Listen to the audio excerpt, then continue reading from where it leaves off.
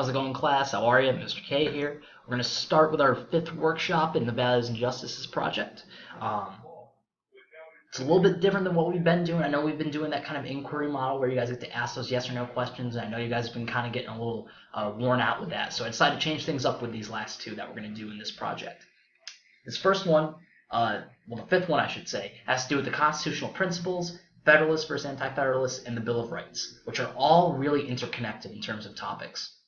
And you're definitely going to see Regents questions on these when you get to the end of the year. So it's important that everyone pays attention and does this workshop to the best of their ability. What we're going to be doing, first of all, is Task 1.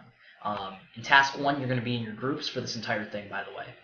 You're going to be using the two websites I have hyperlinked here, and you're going to be looking at the four main concepts of the Constitution: limited government, separation of powers, checks and balances, and federalism. And I'm sure you guys have heard about those somewhere in your schooling, maybe elementary, maybe middle school. And you're going to be taking down the main idea in your own words, first of all. You're going to be defining them in your own words. And then you're going to go and find examples of them in the American government. And you're going to have both these websites to help you out with this. And in the last column over here, you're going to really make that explicit link between these four principles and the civic values that we've been talking about: liberty, justice, and equality. And when you're done with that, you can move on to the second task.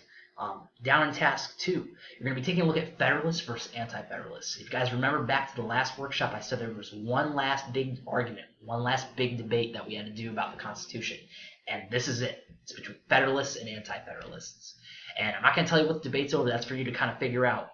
But you're going to use this document up here that's also hyperlinked to help you answer these questions, where you're going to write down the main ideas of the Federalists and Anti-Federalists and kind of what they wanted as well, which is kind of an important thing to really realize, as well as answer the question, what is one possible solution that the Founding Fathers could have come up with to solve this debate between the Federalists and the Anti-Federalists?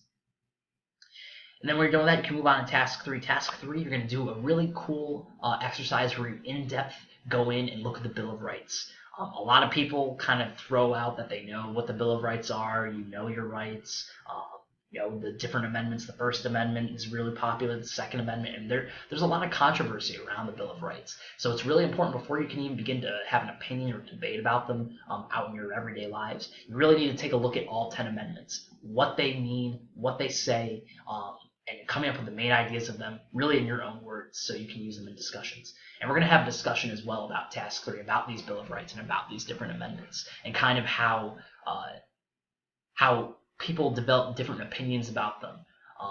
And something to keep in mind is that this is all we have in terms of individual rights that we are guaranteed as citizens, as individuals. This is all we have. These 10 amendments, often one or two sentences on what the Founding Fathers wanted us to have as rights. And the job of us as modern Americans is to apply that to the modern day. So you can kind of see already some problems and some instances where people could have different interpretations or opinions of how they apply to the modern day. And that's where you come up with a lot of debates about, gun control or freedom of speech or freedom of expression, where those amendments are called into question. So it's a pretty simple workshop compared to the last ones. You guys are going to be working in your groups on this. So get to it. Let me know if you have any questions. Get at it.